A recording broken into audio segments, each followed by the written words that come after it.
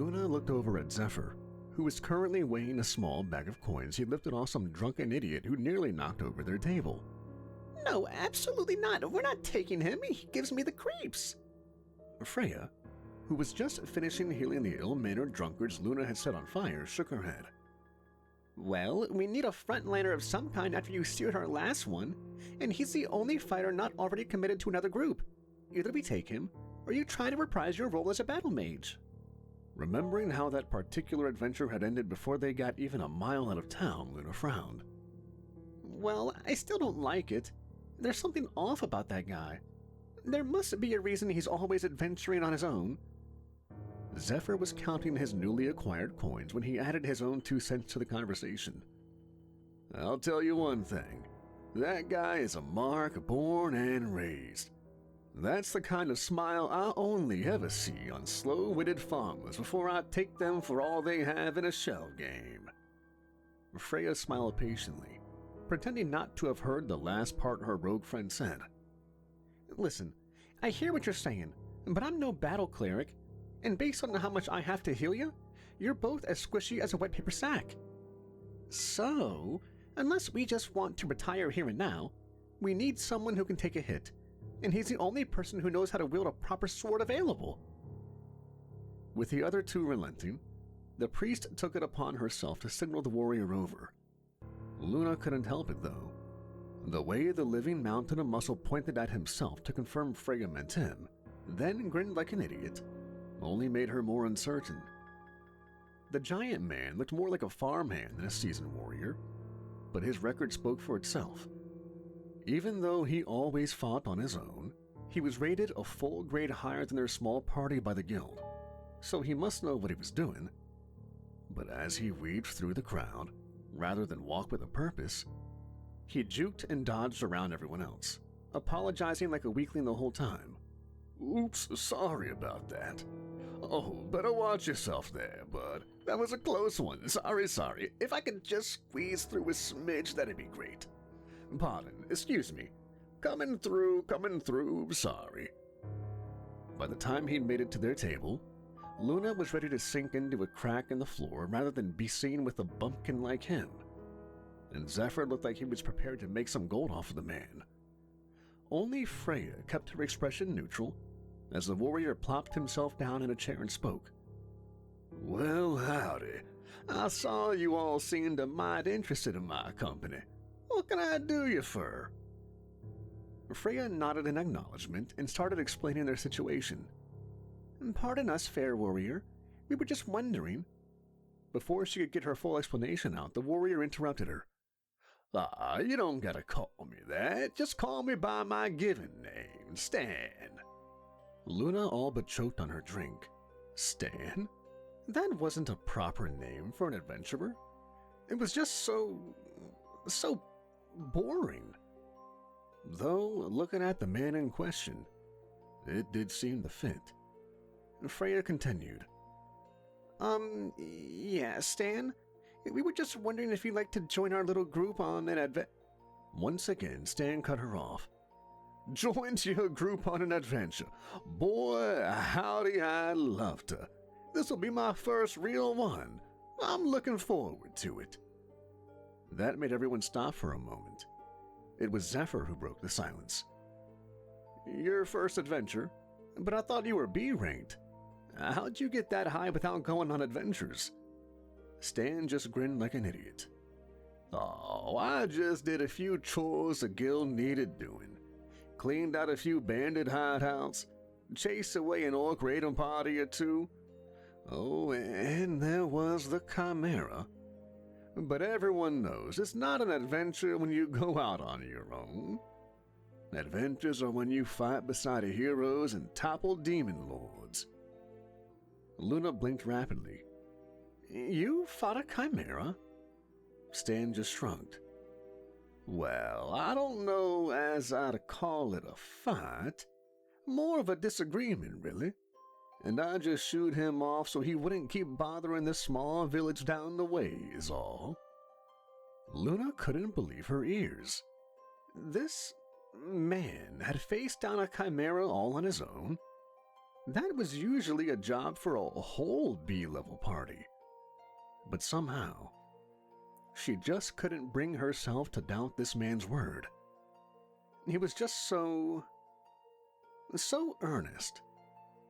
Freya was the first to recover. Yes, well, we're not thinking anything so ambitious as a demon king.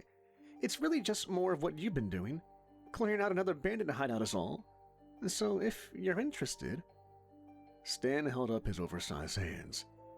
Whoa, now, I never said we needed to start out there. We can start small. That's how we'll get to know each other. Another bandit hideout is fine by me. We can skedaddle whenever y'all are all ready. Luna was having doubts when another fight broke out somewhere between more drunk adventurers. However, what should have been a small tavern brawl took a turn when one of the men drew steel. Luna readied a fireball, and Zephyr prepared his purse-cutting knife. But Stan beat them to the punch. Before Luna realized what happened, he was standing between the two combatants with hands raised. Whoa there, fellas. Now, this ain't necessary. Why don't we all just calm down, and I'll buy you another round while we talk it out. Just then, one of the combatants smashed a chair over Stan's head from behind, but rather than fall over or get angry, Stan just rubbed his head as he admonished the attacker. Now, that wasn't very nice. It took some poor craftsman several hours of his life to make that fine chair, and you went and ruined it just like that. Now, before you break any more valuable things in here, why don't you just take a deep breath and apologize? The attacker, realizing that anyone who could take a blow like that without seeming any the worse for wear might not be someone you want to get on the bad side of, muttered a half-hearted apology and retreated. As the warrior continued to talk things out, Zephyr turned to Luna. Well, at least we know he can take a hit. As they walked down the path toward their goal, the small party was surprised when several bandits armed with crossbows jumped out of some bushes and shouted, "This is a robbery! Just drop your gear and no one has to get hurt!" Zephyr grinned at Luna as he pulled his knife.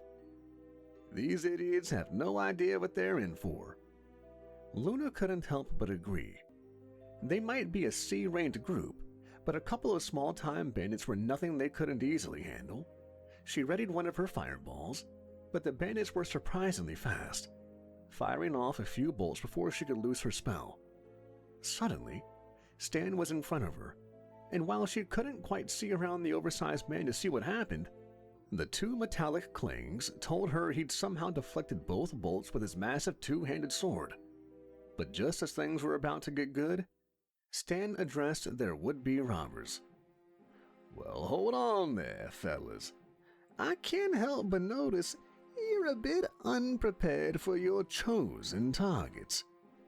Why don't we all just calm down and talk this out like civilized people?" One of the bandits sneered up at the massive men as he spoke. "Easy for you to say. It's hard to be civilized when you've gone hungry for the last week." Stan just nodded. "Well, then we're in agreement. I'll tell you what. I happen to pack a mite more food than I need. Why don't I share some of it with you, and we can talk about this? What say?" Looking back, Luna wasn't quite sure how it happened, but eventually, they were all sitting together, sharing a lunch while the bandits poured out their woes to Stan. "And after the drought, people just sort of took up robbing to get by, and that's what brought us here." Stan nodded commiseratingly. "Well, that's a sad story if I've ever heard one. Y'all aren't really bandits. You're just some poor folk down on your luck. I tell you what, my folks own a farm just down the road. Smith Acres it's called. You go there and tell my folks old Stan sent you, and they'll give you food and a place to stay for a night. And they're always looking for help. They could probably give you some good paying jobs if you like. Help you get back to the straight and narrow. It wasn't long after that the bandits had handed over their weapons and gave Stan a big old hug before setting off down the road. But all Luna could think was, of course his name is Stan Smith. What else would it be? As they were settling in for the night, Luna couldn't help but be bothered by something, though it took her a minute to figure out what. Finally, it occurred to her. Hey, Stan? It felt odd, just saying such a boring name. I was wondering, just why did you decide to become an adventurer? Stan looked surprised. Well, now, I just figured it would be a good living is all. Luna shook her head. Well, yes, we all want to get paid, but what drove you to do it? Take Zephyr here. He started by tracking down the man who murdered his parents growing up. Zephyr smiled cruelly. Caught him and made him pay, too. Took him for everything he was worth, even his life. Stan just looked aghast. Well, now, that sounds horrible. I'm sorry you had to go through something like that, Zeph. That must have been rough. He was then contemplative for a moment before asking, So, wait, is that kind of thing normal for an adventurer? Luna nodded. Well, yeah. My village was burned down by some roaming orcs, and Freya was excommunicated when she caught a fellow priest abusing his flock and taking things into her own hands. Freya nodded. I paid the price for taking the gods' justice into my own hands, but I regret not my decision to do so. Having proven her point, Luna looked to Stan. What about you? What happened to you? Apparently, your parents are alive and well. What about the rest of your family? Brother or sister killed? Or maybe your true love was taken by bandits? Or maybe you were cursed and given a divine mandate? Stan shook his head. No, none of that. All 8 of my brothers and sisters are fine, running the farm back home. I never really fell in love. And as far as curses or mandates go, while I say my morning and evening prayers, I've never been particularly spiritual. I doubt any god or devil is much interested in little old me. Luna shook her head in frustration. So, what is it then? What drove you to become an adventurer? The giant man just shrugged again. Well, I suppose it looked like a pretty nifty way to live. Don't get me wrong, managing the farm is fulfilling and all, and it gave me the muscles I needed to wield this thing. He patted the vastly oversized hunk of metal that he called a sword. But I suppose I figured the grass looked greener over here. Besides, I'm the runt of the litter. I figured I'd leave the hard work to my brothers and sisters who got some real muscle on them, and try out something more fitting to my ability. Luna chose not to try and comprehend what the rest of the Living Mountains family must look like if he was the runt and pressed on. So, wait. You're really just some regular, healthy, well-adjusted, oversized guy who decided to go adventuring for fun? Stan nodded. Yeah, I suppose that sums it up. Luna decided she didn't have any more questions. She wasn't sure she could handle the answers. When they got to the bandit hideout, Luna's hopes for an exciting battle rose when Stan kicked the doors down. Not some little average house doors, no. These were 10 feet tall and 6 inches deep of solid oak wood. And Stan kicked them down as easily as tipping over a cow. But, of course, that's where the excitement ended. There were over a dozen bandits on the other side, all frozen, staring at the mountain of a man who walked over the remnants of their front gate. Luna was readying another fireball when Stan spoke. Pardon, but I don't suppose you lot could direct me to your boss? One of the bandits pointed a shaky hand toward the hut in the back. Stan nodded and smiled. Right. Thanks, Dan. Now y'all know the drill. Your fun and games are over. Did you at least do what I said last time? The bandit, apparently named Dan, nodded. Yes, sir. No women or children. No one died, and we didn't rob no one that couldn't afford it. Stan nodded. All right, so long as that's true, you lot can get out of here, and I'll just haul the boss in this time. But remember, you made too much trouble, and I'll bring you all in next time. I don't suppose there's any takers for getting an honest job of my folks, is there? A few of the bandits raised their hands, and Stan nodded. All right, you know the drill. Head to the ranch, tell them I sent you, and they'll set you up with a job. With that, the bandits all cleared out, with a handful headed back the way the adventurers had come from. Luna couldn't believe herself. What, you're just gonna let them get away? Stan shrugged. Most of the fellas are all right. Occasionally some big shots move out here from the cities thinking they can take over this little podunk area. Of course, they recruit local muscle, and the fellas all know my rules, so they just keep the big fish from making too much trouble. About the time they get around to making a proper hideout, the guild sends me to clear things up. I had to knock some sense into them the first couple of times, but by now, we've got an understanding. Luna was about to argue further when suddenly the door to the shed in the back of the hideout burst open, and out ran the second biggest man Luna had ever seen, charging right for Stan, wielding a giant battle axe, and wearing a set of armor that looked as effective as it was intimidating, which is to say, very. The axe swung in a blinding arc, only for Stan to deflect it at the last moment. The two then exchanged a flurry of blows, leaving the other three adventurers gaping as they tried to process what they were witnessing. Every blow Stan landed bounced off the armor ineffectually, and soon the bandit leader had Stan on the defensive. Luna wondered what they could do. A fireball would hit Stan as well, and without armor, he'd be at a disadvantage. If the bandit leader didn't die, the monster would make short work of the rest of them. That was when Luna got an idea. Digging through her spellbook, she passed by all the fire-based spells she usually used, going back to some of her earliest magics, and there it was. With a few almost forgotten hand motions, she shouted the spell's name, Conjure Water! Sure enough, the ground around the two combatants turned into a soppy mess, and suddenly, that massive suit of armor the bandit leader wore went from a help to a hindrance as he struggled to move his feet through the mud. On the other hand, being born and raised on a farm meant Stan was well-versed in working in a mess, and he suddenly had the advantage, letting him swiftly take the bandit leader's head. Or at least he would have, if he'd have been a typical warrior. But this was Stan. Instead, he reversed his grip on his sword and slammed the solid metal pommel against the bandit leader's helmet.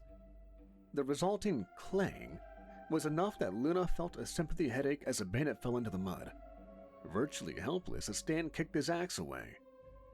Again, any typical party would have finished the bandit leader off and taken his head as proof of their accomplishment.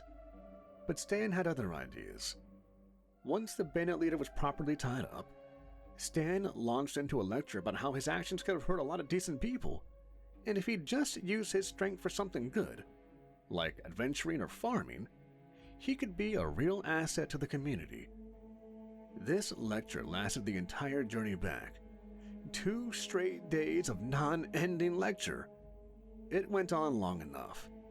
Luna thought she would lose it, but the bandit leader was sobbing by the time they reached the guild. Please, just toss me in a cell and throw away the key. I can't take this anymore. The clerk behind the counter motioned for some guild guards to take the bandit away as she winked at Stan. Broke another one, eh, Stan? For his part, Stan just shook his head sadly. Some folks just won't listen to reason. The clerk nodded. So true. Shall I send the reward to your family like usual? Stan shook his head. Nope, just a quarter of it this time. The rest goes to my friends. I'm in a party now. Luna was surprised. Honestly, she hadn't done much of anything. None of them had, aside from Stan. She would have likely agreed if he'd have demanded an 80% cut, but it seemed Stan felt otherwise. As usual, Freya sent her share to the local orphanage, and Zephyr sent his to the local brothel in person. Luna spent the night in the guild hall, ordering all the food and drinks she could afford, which, thanks to Stan, was a healthy amount. She was awakened by an annoyingly cheerful farmhand shaking her shoulder and smiling. Wakey, wakey, the sun's up, and it's time to go adventuring. Luna squinted against the glare of the morning light.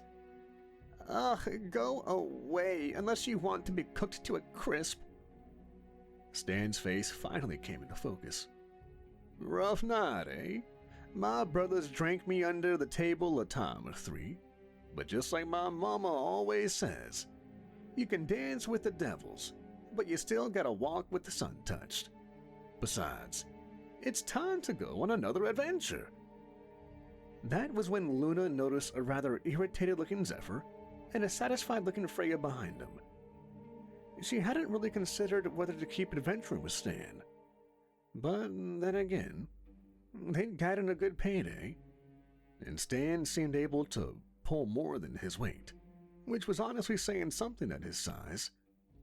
Finally, she relented. Oh, all right. What is it this time? Another bandit hideout? Or maybe an orc camp?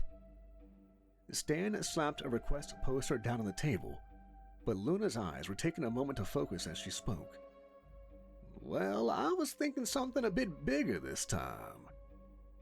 That was when the picture on the poster finally came into view. It was a dragon, a Class A monster. That woke Luna the rest of the way up, and she raised her hand to get the attention of one of the servers. Another beer, please. Luna glared at Stan. Listen, you're good, and we've got your back, but there's absolutely no way we can take on a dragon by ourselves.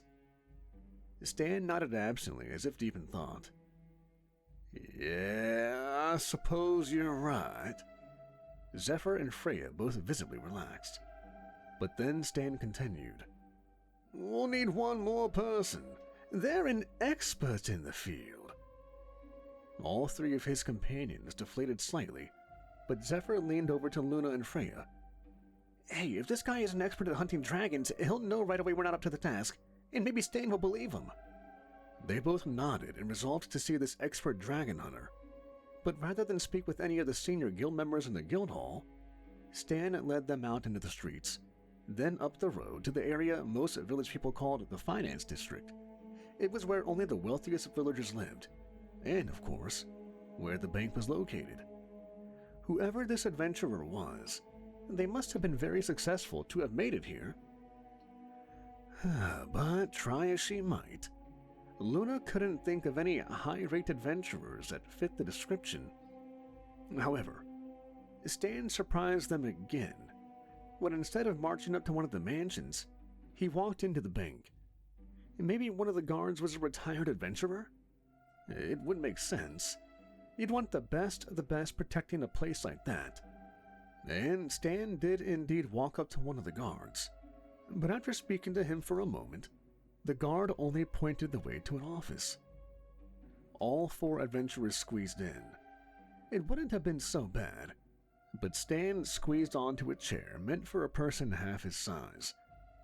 Stan took up the space of two people, and his sword a third, resulting in a rather bunched-up group of questionable-looking people sitting across the desk of a severe-looking woman in a rather smart suit who peered at them over the rim of her glasses. When she spoke, her voice made clear her disdain. If you're looking to deposit whatever valuables you've acquired in your latest adventure... The word adventure was spoken with something between a sneer and a laugh. The people at the front desk will be more than capable of assisting you. Luna bristled at the callous condescension, but Stan only grinned. Nah, it's nothing like that, ma'am. We're going after this little troublemaker and thought we needed an expert on the subject. As he spoke, Stan slammed down the wanted poster from the guild. Sitting up a little straighter, the woman whose office the party was offending suddenly looked interested. Or at least, that's what Luna interpreted the slight upraising of her eyebrow to indicate. Even her tone sounded a little less icy. Yeah, I see what you mean. This is a matter that will take some considerable expertise, far beyond that of the average adventuring group. Very well. I'm in. Meet me at the south gate at precisely 9 o'clock in the morning. I'll see to my own supplies. Luna frowned. Why 9? Shouldn't we leave earlier in the day? The severe woman gave Luna a look that chilled the room several degrees. My dear, I'm an employee of the Crown. My work hours are from 9 to 5. If you would like me to work outside my scheduled hours, you'd have to pay me my overtime rate. And looking at you... She looked at Luna up and down as if examining a piece of meat for dinner. You can't afford my rate. Luna was about to say something back, but Stan just placed one of his oversized hands on Luna's shoulders to calm her while he spoke with the woman. 9 will be fine, Miss Liza. We'll see you then. With that, he stood up to walk out of the office, and not wanting to get caught between Stan and the floor, everyone else followed suit. When they were out, Luna frowned at Stan. That woman is insufferable. Do we really need this Liza? She hardly seems like she'd be of any help against a lone goblin, let alone a dragon. Stan just shook his head. Trust me, she's exactly who we need in there. I faced my share of dangerous people in my time, but that woman is by far the scariest person I've ever met. When the time comes, you'll see what I mean. As she walked up to the gate, Luna was surprised to see not only Stan, Freya, Zephyr, and Miss Liza, but also what appeared to be a half-dozen thugs and mercenaries, all decked out and ready for travel. Is this why Stan wanted Miss Liza? Because she was able to recruit a small army on short notice? Luna just hoped she wouldn't have to split the reward that many times. Although splitting a reward was worth a lot more than dying, so maybe it was worth it. Miss Liza was frowning. You're 3 minutes late. We can't afford any further delays or we'll fall behind at this rate. Stan just smiled. Don't you worry none, Miss Liza. We'll get there on time. Just leave it to old Stan here. Miss Liza gave Stan an appraising look. The living man-mountain of muscle named Stan was hard for anyone to ignore. And evidently, Miss Liza was satisfied with what she saw because her tone lost some of its iciness again. Very well. Lead on, Mr. Stanley. As the adventurers took the lead, Luna leaned over to Stan. Well, not so much leaned over as looked up, but it had a similar effect. You didn't tell me your name is Stanley. Stan shook his head. It ain't. My name is just Stan, but that woman scares me too much to correct her. True to his word, Stan made sure they were making good time by carrying more than his fair share. Luna was happy to notice they were less than half a day's walk from the mountain, and the sun was still high in the sky. They'd be able to make the trip in a single day, camp out near the cave, then approach at the light of dawn, catching the dragon by surprise. That was when Miss Liza called a halt. All right, this will do. Get camp set up and we'll call it a night. Luna was more than a little surprised. But wait, there's still plenty of sunlight. Why stop here? Are you afraid of the dragon finding us in the middle of the night or something? Miss Liza looked annoyed, but answered the question all the same. We're stopping because it's after 5 in the morning. As I told you before, my working hours are from 9 to 5. Luna couldn't believe her ears. This woman, who was supposedly some expert dragon hunter, only worked between the hours of 9 and 5? That was it. This woman was not worth her attitude or the trouble she created. Luna was preparing a fireball spell that would wipe the annoying woman from the face of the planet, but Stan put a hand on her shoulder. It's all right. You and your men can rest here. Us adventurers will go ahead and get some scouting done, and maybe clear out the dragon's den. Miss Liza looked their way before making a shooing motion. Go about your business then. We'll set out at 9 in the morning and meet you there. Stan simply nodded. That'd be great. As they walked away, Luna was not pleased. Stan, why do you put up with that woman? She and her men have contributed nothing. You keep saying she'll earn her keep, but all she does is judge us and complain. You don't deserve that. You're better than that. We're all better than that. Stan smiled down at the mage, who actually had bits of fire floating in the air around her from her suppressed rage. Ah, thank you, Luna. It means a lot that you're looking out for little old me. But don't worry. Even if she's a mite difficult to deal with, everyone has their time and place.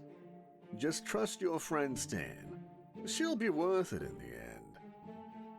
Luna was evidently not the only one having a bad day. Zephyr looked equally distraught. The mage couldn't help but ask, What's got you making such a sour face? The rogue scowled as he spoke. Liza and all her men had chains attached to their gold pouches. I couldn't lift a single one. Freya couldn't help but cover her face after what she'd just heard. Saints preserve me, I did not hear that. Luna wasn't pleased as they were cresting the final cliff the next day. Where's your almighty dragon slayer, Stan? I bet she's barely getting started by now. Stan shrugged. It's all right. We needed to clear out the den anyway. Dragons like this probably have all sorts of traps and guards. Miss Liza won't be important until we're past all that. Luna had no idea how the big man could be so cheerful marching into the den of a dragon, but he didn't seem at all fazed. She'd always known she'd probably die as an adventurer, and at least it would be fighting against a dragon and not some two-bit thug. But still, it was a little early to face the end like this. At the mouth of the cave was a giant iron door. Stan gave it a good look and was about to kick it down when Zephyr shouted at him, "Stop!" Stan looked like he was thinking about kicking anyway, but backed up as the rogue approached the door. "Listen, this is the most clumsily obvious double lantern trap I've seen, but if you just try to kick the door in, it'll go off anyway. Give me just a minute." He walked over to a separate part of the fence that didn't look like anything in particular, then fiddled with the hidden mechanism using a handful of tools no one got a great look at. And voila! With a flourish and a bow, the secret door swung inward. As they walked through the gloom, Luna lit a flame which she raised over everyone's head.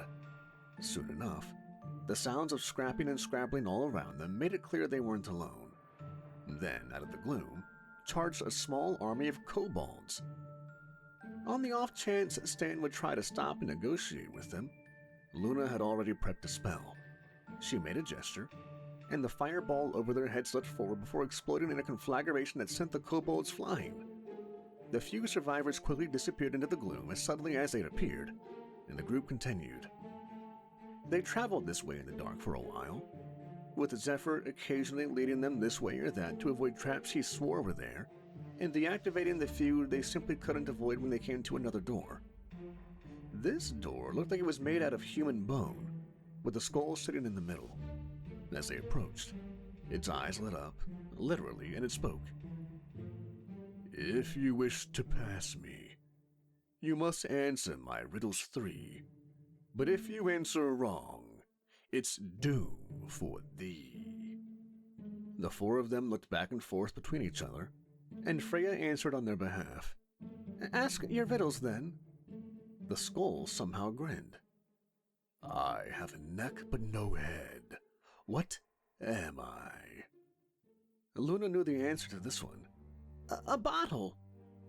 One of the skull's eyes went dark, and it spoke again. "I am most useful when broken." Stan answered this one. "An egg."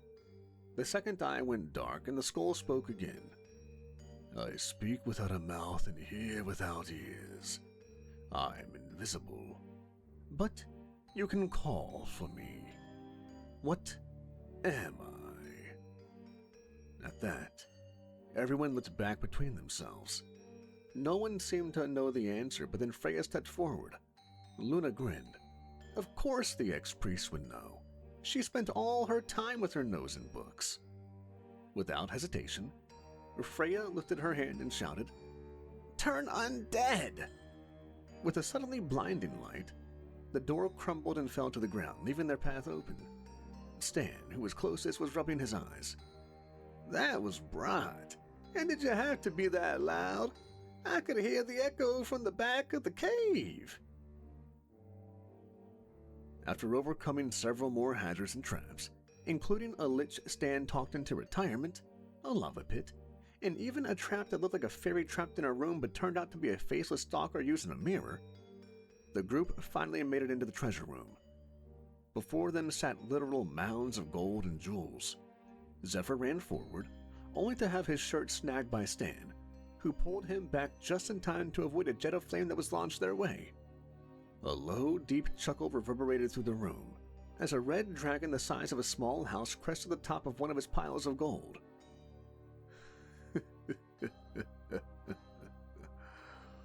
Who dares invade my domain?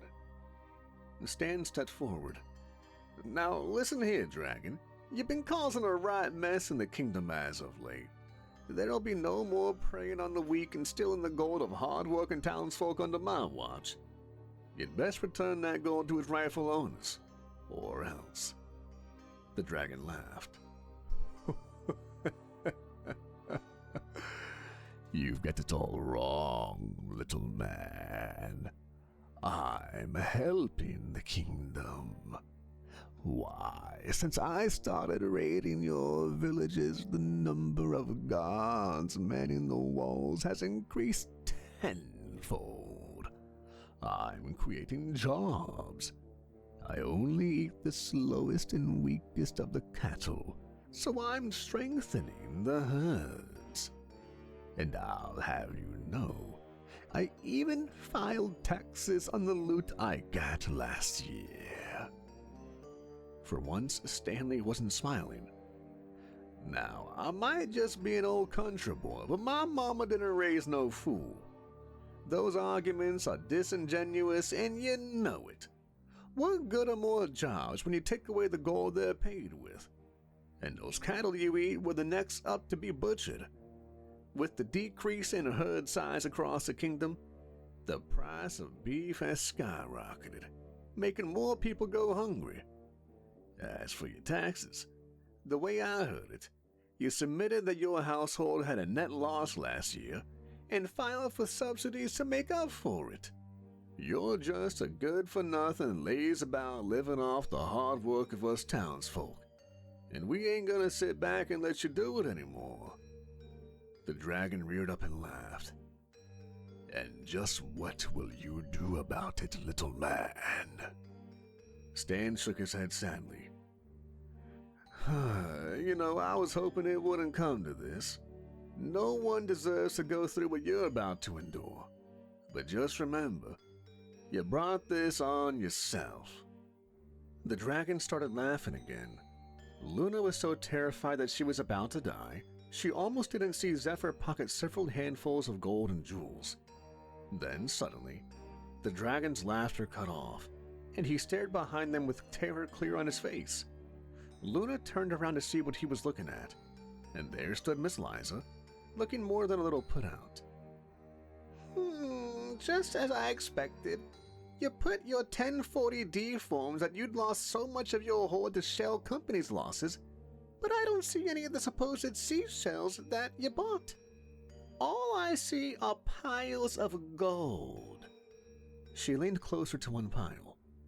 "With our kingdom seal.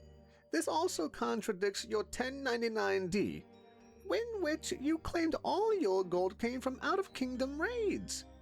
Furthermore, I can plainly see your application for Form 9465D to make payments for past years in installments because you lacked the ability to pay at the time of filing was a lie. This calls for an immediate audit.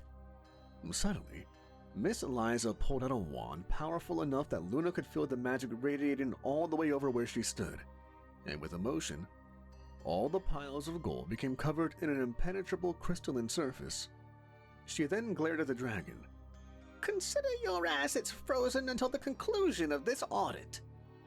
Then, turning to Stan, Miss Eliza actually smiled. You did a surprisingly effective job. Consider the gold your rogue friend lifted payment for a job well done. I'll know who to contact if I ever need a competent guide again. You are dismissed. Stan nodded politely. Thank you, ma'am. Then, with a pitying look directed at the now terrified dragon, he turned and walked out of the cavern, followed closely by his friends.